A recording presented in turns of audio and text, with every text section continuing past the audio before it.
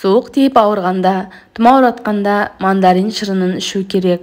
Болмаса, мандариннен дайындалған нәрсуді ішуге болады. Сонда иммунитет күшейіп, ауруға қарсы күресе аласыз. Сіздермен бірге пайдалы кеңестер арнасы. Арнамызға жазылып, қоңырауша батырмасын бас қоюларыңызды сұраймыз. Сіздердің болмашыған әрекеттеріңіз арнамыздың дамуына үлкен үлес қосады.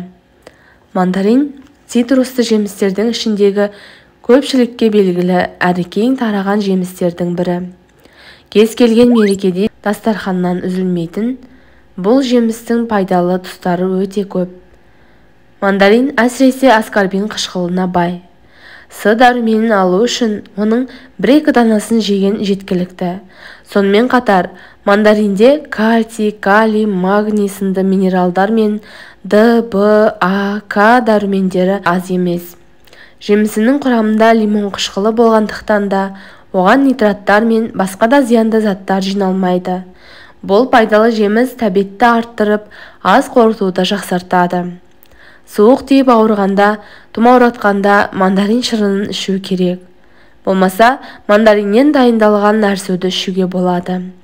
Сонда иммунитет күшейіп, ауруға қарсы күресе аласыз. Бүйректегі тасты түсіру үшін де мандарин шырынын ішіңіз. Мандариннің тек жемісі ғана емес, қабығы да өте пайдалы.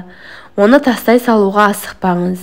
Өйткені ондағы пайдалы заттарды ем ретінде іске асыруға болады. Мандарин қабығы буын ауруларына ем. Сондай-ақ иммунитетті көтеретін қасиетке ие. Оның көмегімен иммунитетті нығайту үшін төменде көрсетілген мынадай дәріні жасап көріңіз. 2 ас қасық мандарин қабығына 250 мл арақты құйып, 1 апта тұндырып қоясыз. Осылайша дайындалған сұйықтықты 20 тамшыдан күніне 3 рет қабылдау керек. Дәріні тамақтан 20 минут бұрын ішкен пайдалы. Егер тамаққа тәбетіңіз тартпай, ас қорыту жүйесінің жұмысы нашарлайтын болса да, осы дәріні қабылдаңыз. Жөтел кезінде мандариннен ингаляция жасауға болады. Мандарин қабығын майдалап турап, 1 уысын аласыз да, кішірек кастрюльге не табаққа саласыз. Оған азырақ қайнаған су құйып қайнатыңыз. Сөйтіп, судың буымен біраз уақыт тыныстау керек. Осында ингаляция арқылы жөтелден айығуға болатынын есте сақтаңыз. Тұмауратқанда мандарин қабығынан жасалған тұнбаны ішіп, ауруды жеңуге мүмкіндігіңіз бар. Мұндай дәріні дайындауға 3 ас қасық кептірілген мандарин қабығы мен 2 стакан қайнаған су қажет. Қайнаған суды мандарин қабығына құйып, 2 сағатқа қалдырасыз. Сөйтіп, 2 ас қасық бал қосып, жылыдай жарты стаканнан күніне 3 рет қабылдау керек. Қандағы қант мөлшерін түсіру үшін де мандарин қабығы көмекке келеді.